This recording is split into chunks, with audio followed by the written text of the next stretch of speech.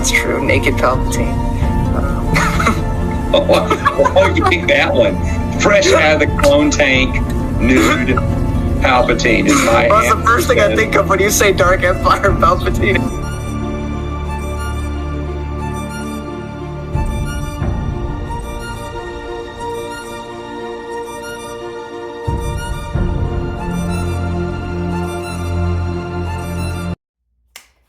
Hello everybody, and welcome to a review of maybe something you haven't heard of, Silent Reckoning by Joseph V. Logston.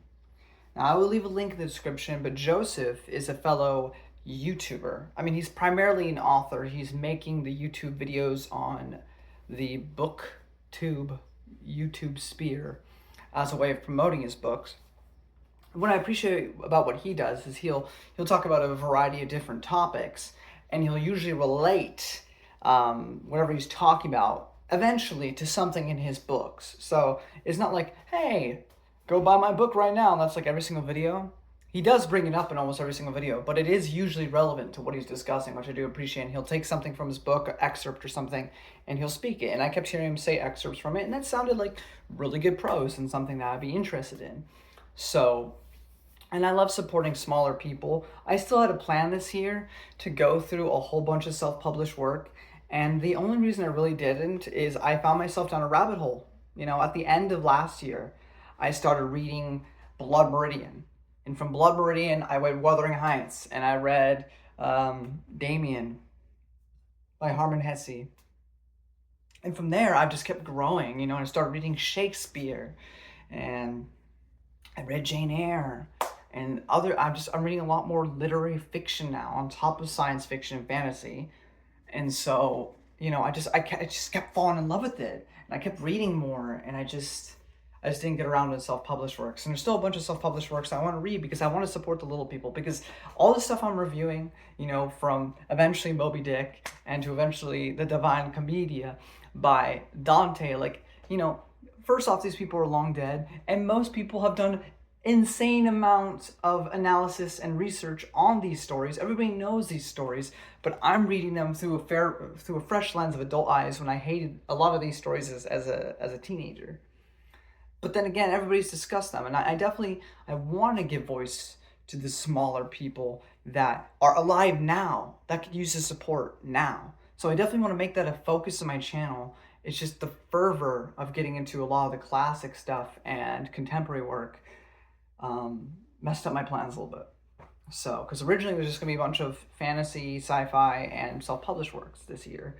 But that really derailed the moment I realized, I can like other fiction besides fantasy and stuff. So, that being said, if I don't like a story, like really, truly, absolutely dislike a story and it's self-published, I'm probably never going to talk about it. I don't want to be a jerk. Stuff like The Wheel of Time, which has millions of fans and will not be affected by my opinion, and from a guy that is, one, already dead, and two, would make money regardless of me, I will speak my mind.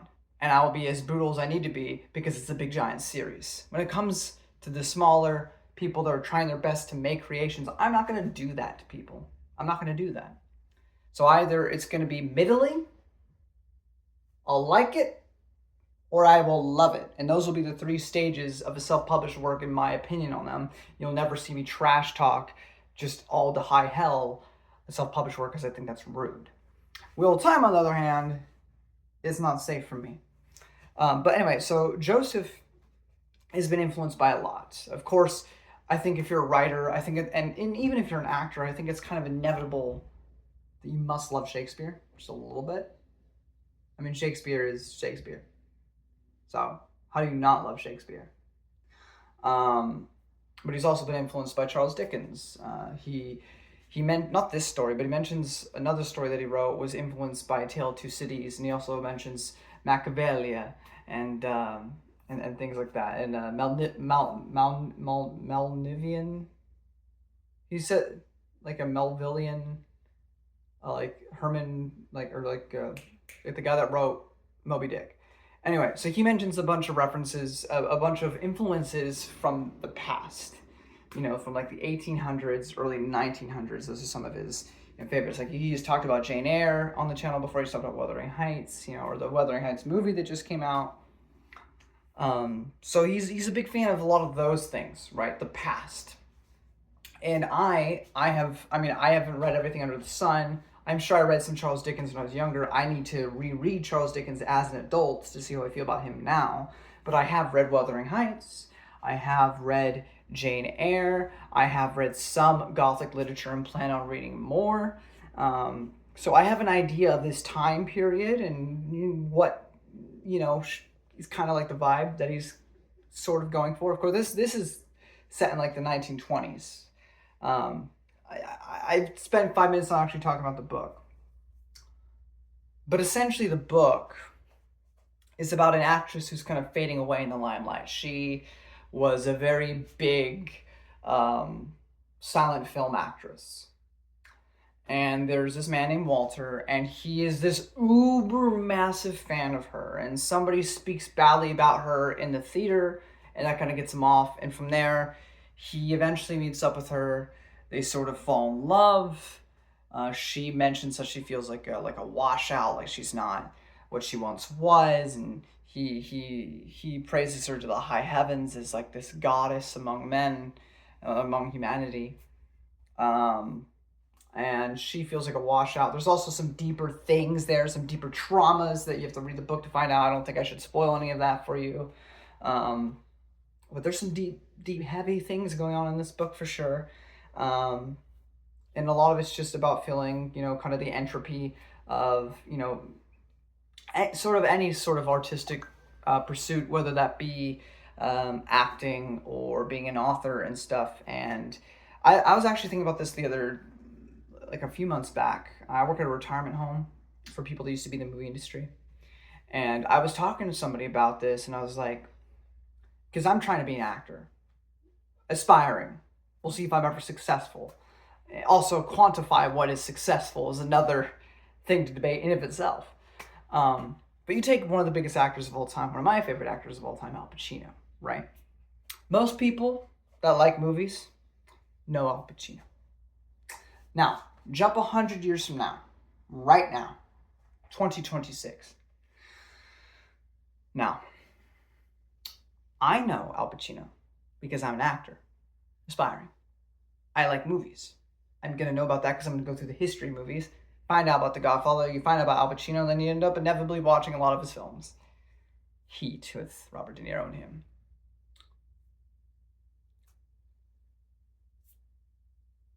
A lot of authors might too because they like storytelling. But a 15-year-old going to high school right now that sure likes watching movies, but isn't like they'll go to the theater if the theater's still around in 100 years. Hopefully it is so. So 100 years time from now, a 15-year-old's going to the movies. They'll watch the stuff that's coming out on theaters today. But if they're not actively invested in the art form, if they don't already have a preconceived love for film or like acting or cinematography or anything of that sort or nature, who's going to know who Al Pacino is in 100 years? Besides other actors and other people aspiring to be those things. What random kid, some random teenager, early 20s person that is very casual when it comes to film will know who Al Pacino is? I think that's something interesting to ponder. Because even the biggest star, like Al Pacino, his rise to fame and his sort of biggest stretch of time where he was popular was the 70s to the 90s, right? Early 2000s he was in stuff. He's still in stuff now in 2026. But does anybody speak about Al Pacino the same way today that they did back then in terms of like huge popularity? Everybody loves Al Pacino that sees him show up now, right? Because we've watched him in other things. So of course we're like, that's Al Pacino. But a kid growing up now could give two damns about Al Pacino unless they are interested in filmmaking or acting or something of the nature. This is my point. It doesn't matter how big you are. It doesn't matter how much of a star you are. Eventually, you will be forgotten too. It is the passage of time. Of course, Shakespeare's is a little bit different. We still remember Shakespeare to this day. I think literature has a little bit more long-lasting of an approach. But then again, do people the ones that look into Shakespeare, they appreciate Shakespeare, but how many people read Romeo and Juliet like Romeo and Juliet, don't really care about Shakespeare? So I think it's an interesting conundrum where some works may endure, but does the person who helped create that work endure, or just what they left behind? I don't know, but I think it's interesting. Because inevitably, for all time, as long as there's directors, as long as there's actors, as long as there's cinematographers, people are going to go back and end up finding The Godfather and watch it. It's just inevitable. But if you're just a casual person going to theaters for entertainment purely, not because you're interested in that as an art form, you're not probably going to see that. So I think it's interesting for her too, especially because it's the 1920s, and the whole idea is we're getting into the talkies stage, right? Where we're going to have people talking through film now instead of just being silent. And that must have been a similar experience for many silent actors. Some transitioned well, some probably didn't. That being said, that is ultimately it. Because Walter is so in love with Jeannie, the actress, the silent film actress, he wants to bring her back into the starlight. And she also wants to be back in starlight, of course. And so darkness, descent, temptation kind of orchestrate this plot as they try to get her back into relevance, kind of. And that's, without spoilers, essentially the plot.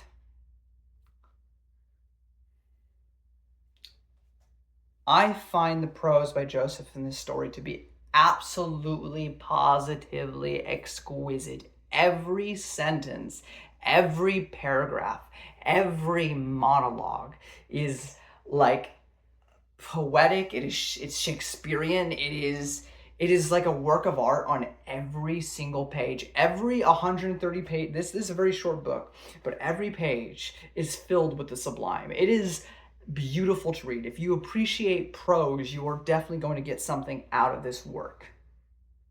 Just on a prose level, Joseph is exquisite.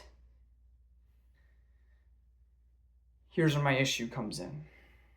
Because Joseph writes all the description, the narrator speaks like that. Walter speaks like that. Jenny speaks like that. Ursula speaks like that. Robert speaks like that. Jeannie's mother speaks like that. They all speak exactly the same. The cadence doesn't change. There's no way to, like, there are certain authors, right? I remember specifically, and I know we're going to fantasy for a second. I remember, because he also has exquisite prose, which is why I'm bringing up Stephen Erickson. I got to Midnight Tides. I got to the 7th book, Reaper's Gale, in the Malazan Book of the Fallen series. He often likes to not put he said, she said. There was an entire page before we got the first mention of who was actually talking. There's a whole page of dialogue going back and forth, but it wasn't telling me who was talking up until the next page. But just by that, I had an epiphany. I went, it's T-Hole and Bug from book 5. I didn't need to see who said it. I could tell by the way it was written who was talking, because they have such distinct voices. In this novel, every single person sounds exactly the same. If I didn't read after every paragraph, Robert said this, Walter said this, I wouldn't know. Because there's nothing distinct about any one of them. They all sound exactly this. They all sound like Joseph, because that's his writing style, and I've listened to his YouTube videos. He's a very sophisticated man. He speaks that eloquently all the time. He thinks it's normal. I think he's just a really smart guy. But he speaks like that all the time, and all of his characters do too, and the description does too. And there's nothing wrong with that, except that if you're looking for diversity of character, there are different characters in this story, but based on what they say and how they articulate things, you want to be able to tell. They sound exactly the same. There's no distinction between these characters. None. They all sound verbatim the same. And without those she said, he said, I wouldn't know. And I think that's my biggest problem with the book. And because of that too, it can get really exhausting, and it gets really hard to care about the characters emotionally. A lot of dark, deep, horrible stuff is talked about in this book. And I felt it intellectually. I felt bad for Jeannie. Intellectually, I was sympathetic, but I was not empathetic. And I don't think that's because I'm a heartless monster, because I'm a pretty big softie. Like I don't know, I cry pretty easy at things. I grew up watching High School Musical. I cried when she goes, Troy, I gotta go my own way, okay? Like, I'm a sucker. I will cry over anything.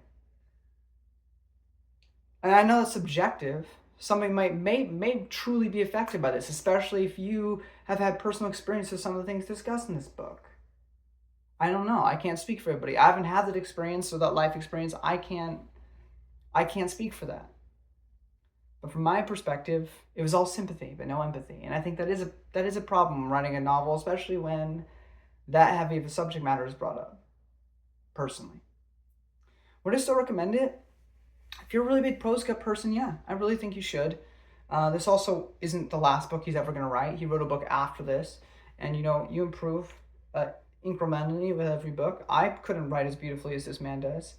Those are some things to be honest about. Did I enjoy my time with it? Am I glad I read it? Yes, I did. I really loved reading it. But I think I gotta be honest about that. And also, I also gotta be abundantly clear with all of you. If you haven't been reading classic stuff, if you haven't been reading Wuthering Heights or Jane Eyre or Mary Shelley's Frankenstein or Pick Your Poison, all those 1800s type works, if the only things you've read have been, I don't know, Wheel of Time or the Star Wars Expanded Universe or Halo books or I'm trying to think of another like easy fantasy or contemporary work.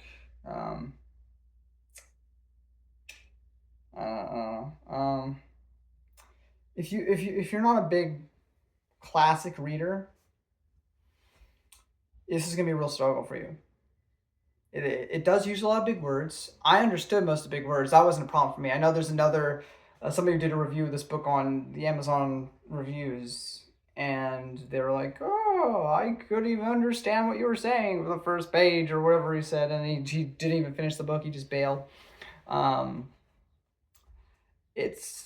never struggled. I understood what was being said. Again, my issue is just with the emotional aspect of it. I have no problem with the writing. I understood it clearly. It was fine. I'm not like the smartest guy in the shed, but I understood those words fine. I wasn't struggling with that. It got tiring just because everybody felt the same. But I don't have an issue with it. I think it really just depends on your reading level, where you're at. So just be aware of that if you have just recently got back into reading, maybe keep this on the wish list if it sounds interesting to you at all, and don't immediately come and pick this up. Those are overall my non-spoiler thoughts. I did enjoy it though. I do think it's worth a read. And I mean, you can get this on Kindle for pretty dirt cheap. And if you end up really liking it, then you could really support this guy by getting a physical copy, which maybe you should, because it also is a little not formatted perfectly. Like you would get chapters in the middle of a page, and that kind of annoyed me. I don't even think that's inherently his fault. I think it's just Amazon being Amazon. But that was a little frustrating. But yeah, if you really like it, go buy a physical copy, because that will do more for giving him money. But I definitely think you should at least check it out and let him know what you think. But if you actually read the book, don't read a chapter and drop it and then leave a review of his telling him he sucks, because that's just dumb.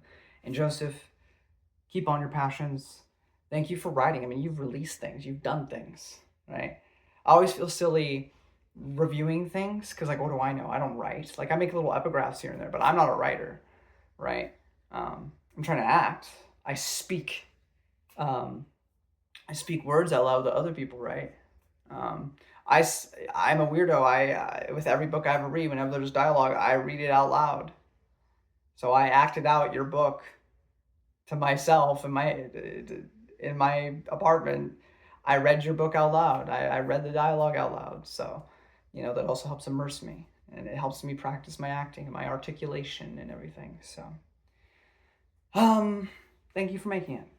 I know I had a little bit critiques there. I enjoyed your book though. I think it's good. I think it could have been great if there had been some more diversity in the voice of the characters.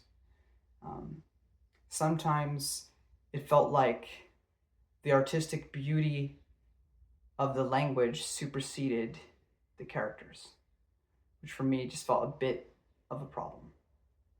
But I did enjoy my time. Thank you for writing it. I'm getting spoilers if you don't want any spoilers, guys.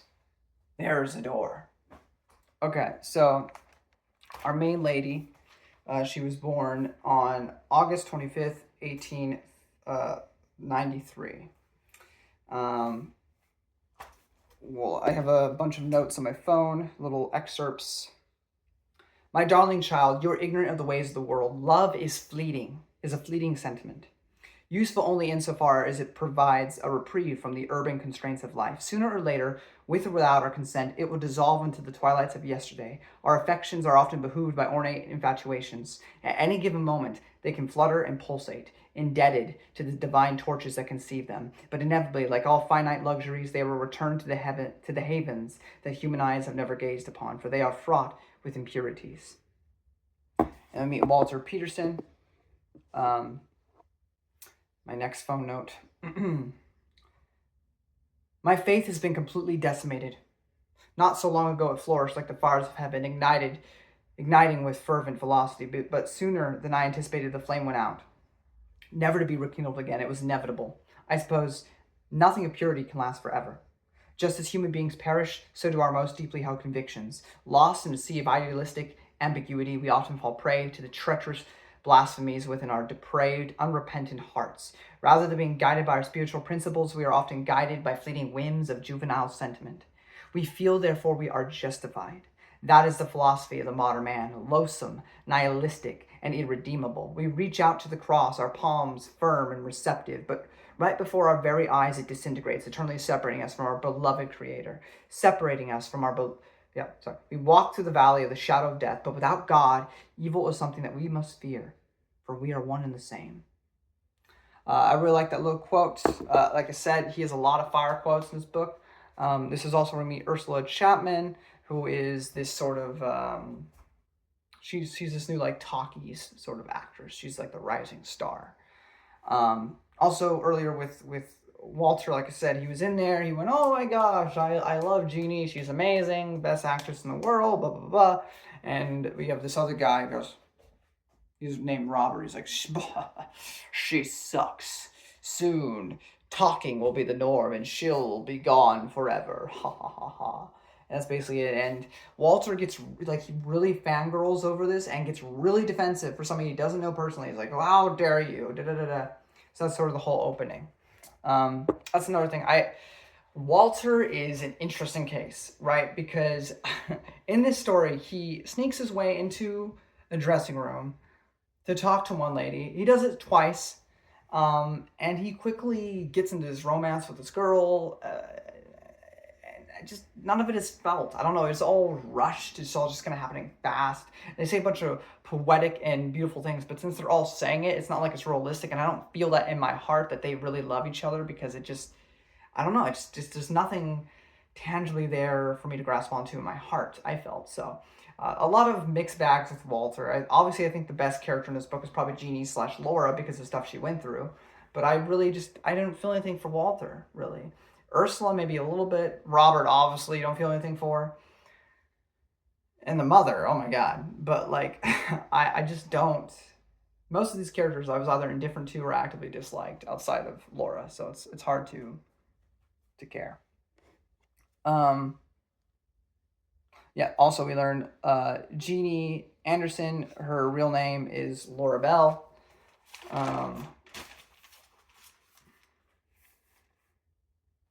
We learned that Laura came back to the city for her mom, only to find out that she had already passed away, which is really rough. And then we have this brief quote. Yes, but eventually all dreams must perish, for only God can dream eternally. Which I really liked. All right. One really big thing we learned when we get a perspective from Laura is that as a child, her stepfather raped her.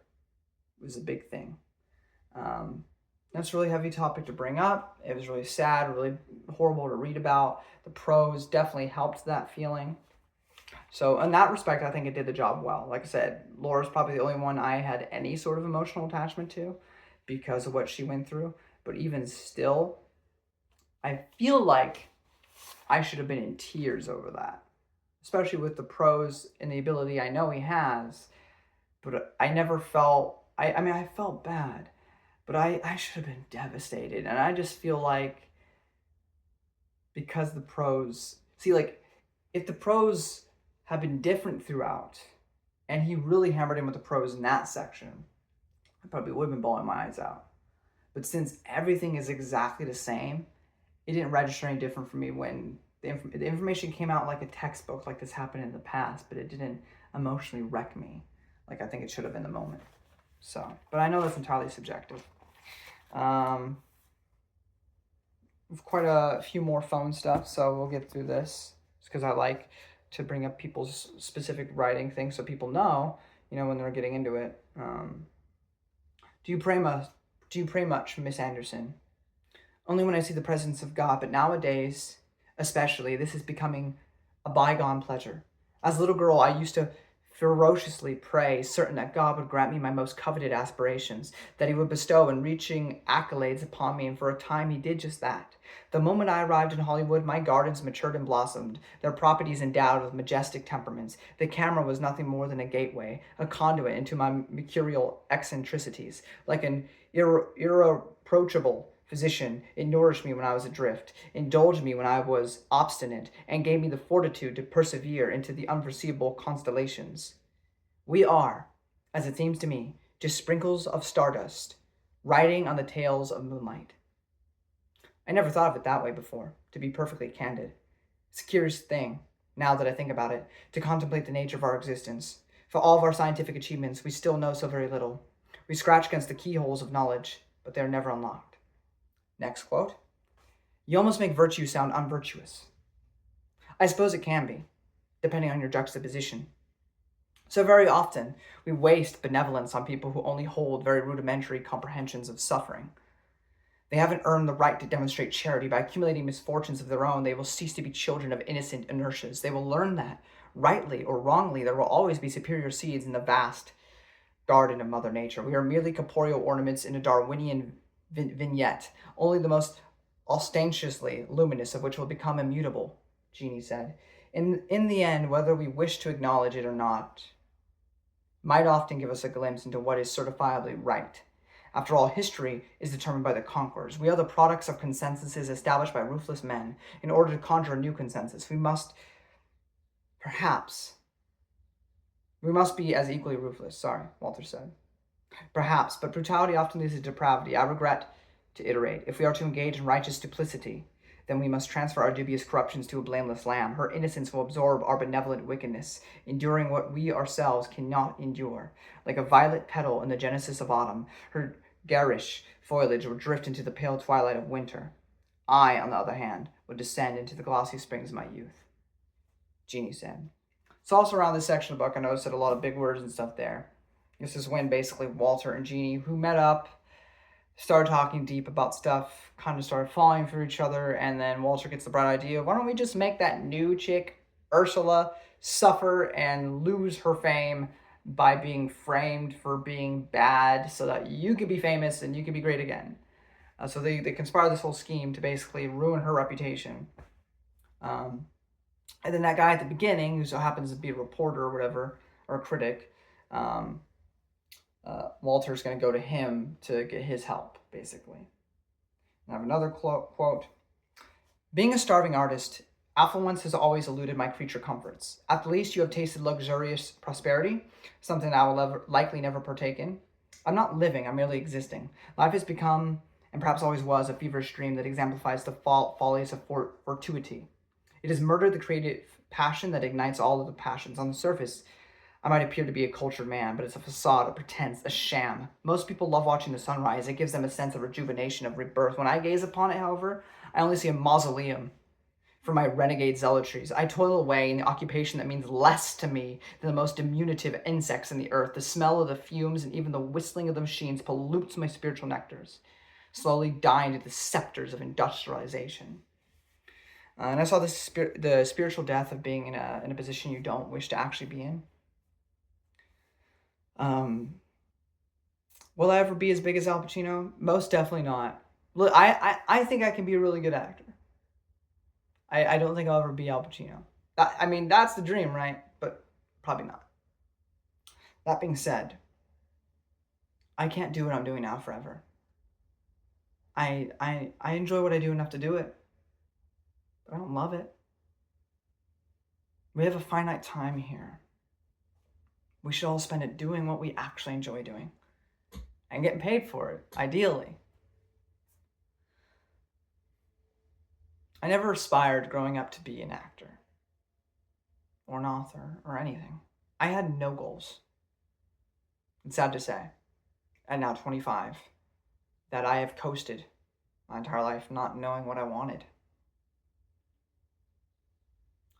I took an intro drama class in 12th grade because I hated woodshop. I remember we had all these playbooks, and we were supposed to pick a play to do a 3-minute scene. But for some reason, my teacher picked for me and this girl, which I don't know if she did for anybody else. At least I can't recall. It was a very heavy scene. Basically, this couple, they had a kid get hit by the car a year prior and die. So the husband would go and watch tapes of his kid every night. It was back in the day, though. And he didn't tell his wife one day, so she was like washing the dishes or something, and he's trying to watch the tape. But what he doesn't know is that she recorded their favorite show over the tapes. Now, their kid has been erased from time and history, and all that's left is their show. So he's trying to put it on. It's not coming on. He goes, and he confronts his wife about it. That's the scene. I remember doing it. I remember spending a week memorizing it. I was so proud of myself for memorizing this. And we did it. And the teacher said, "It's okay." She got 2 chairs together, put them really close. My knees were touching this girl's knees. She's this close to my face. And my teacher said, "Do it again." I've been practicing all week.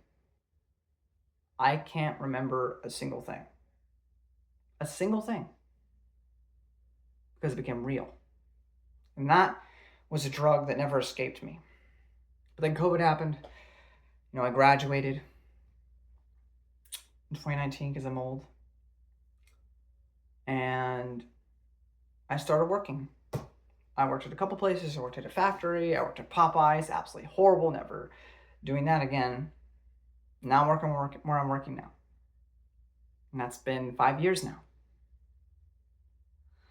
And in all that time, I never took the time to go to college or anything. And now I'm in an apartment, so I have no money to do that, even if I wanted to. But I never knew what I wanted, so why bother? But the one thing that couldn't escape me was that elective I took. And I worked really hard on that 3-minute scene. Once, she said that was okay, and she made us properly do it, and I practiced for another week with this girl. It was hard to memorize all that and to be, authentic and real and do that scene with her. But we did it. And we did it well. And I made my teacher tear up. I didn't do anything, though, after high school. Just years of doing nothing, of having real life hit me and break me down further, being less confident than I initially was when I did it up there in 12th grade. because life hits you. Family members die. People leave you. Not by death, but by choice. And it breaks you down. You build up walls, makes it harder to do what was a little bit easier when you were in high school. But so I thought about it, and I have a point to all this. I didn't want to be 70 and die and wonder if I could have. I'd rather do it now, find out I suck, and move on, because at least I made the effort. But I started going in July of 2025. When I'm recording this, it is March 2026. I'm still going. And I think I've gotten a lot better. I can still always improve, but I think I've gotten a lot better. All that to say, it fulfills me. I think I can be good at it. And it never feels like work. I like doing it. We all need to find that. I mean, obviously, if you have kids, you got a wife, you got to provide for them. But if you don't have any of that, if it's just you, then pursue you. Don't be stuck in something you don't want to be in. I mean, even if you're married, you got kids. I mean, if there's a way you can do it, you should pursue your dreams. But obviously, that's practicality comes into things, it becomes a lot harder. But when you only have you to take care of, then take care of you. Make that happen. Don't become spiritually dead, like Walter seems to have before having his muse through the woman he claims to love, but it's not known very long, so I don't think it's love. Anyway, my next note is this is the last one.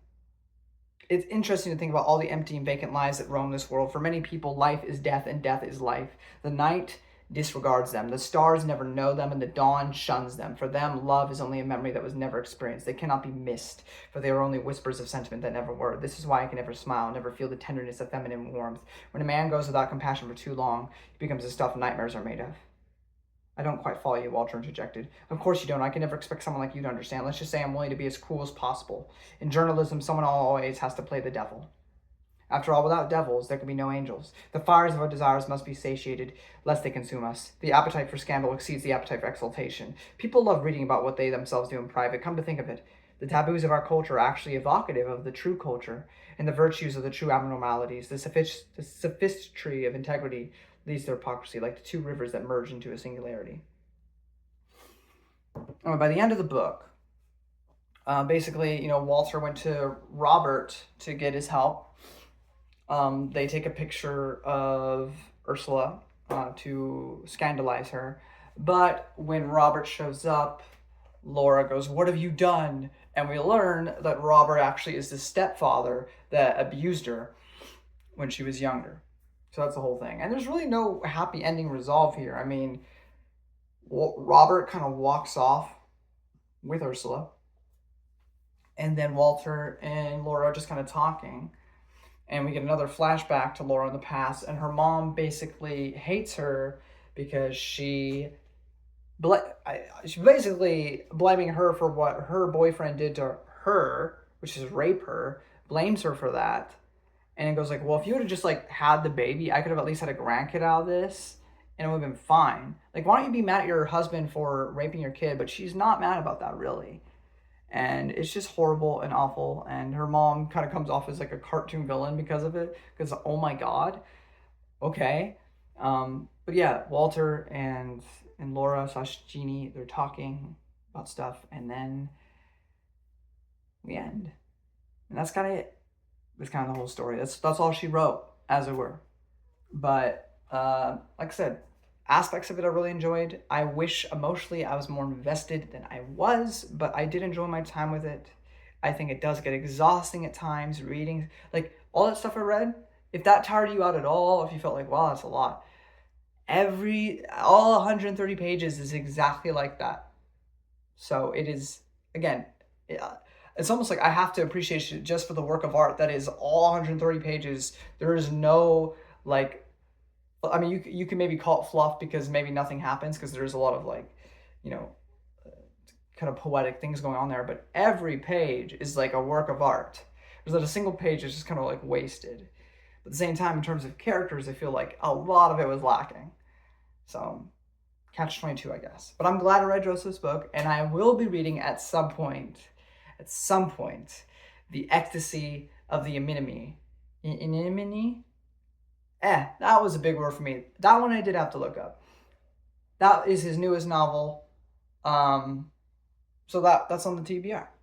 It's something between A Tale of Two Cities and is Melvillian and Mac and other things he says in a lot of his videos. I don't remember, but the premise, it sounds like something I would enjoy.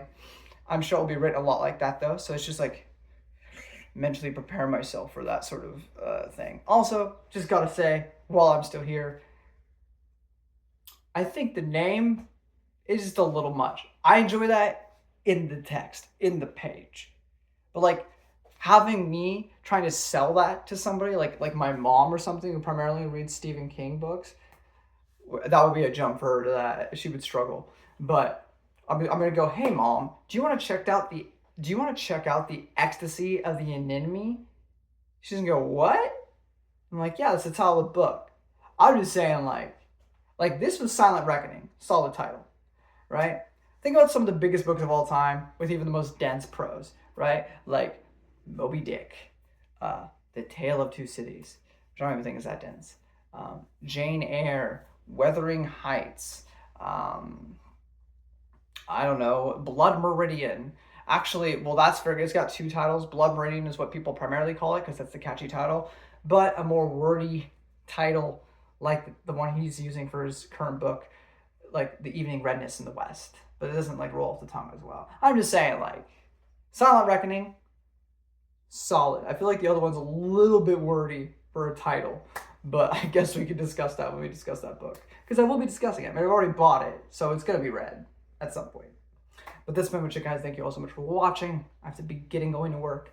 If you enjoyed this video, give it a thumbs up. Sharing episode a ton. Hopefully I got you interested to check out this book, though you shouldn't be here at this point in time if you haven't read it or you just spoiled yourself in the book, and shame on you. I don't care. Do what you want.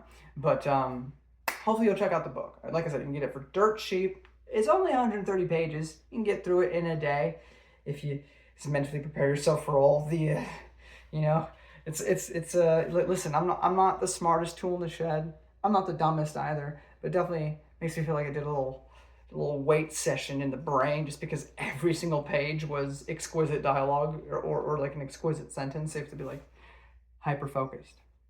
Anyway, also, lastly, go subscribe to Joseph. He makes awesome videos. Link in the description. Till next time, see you guys.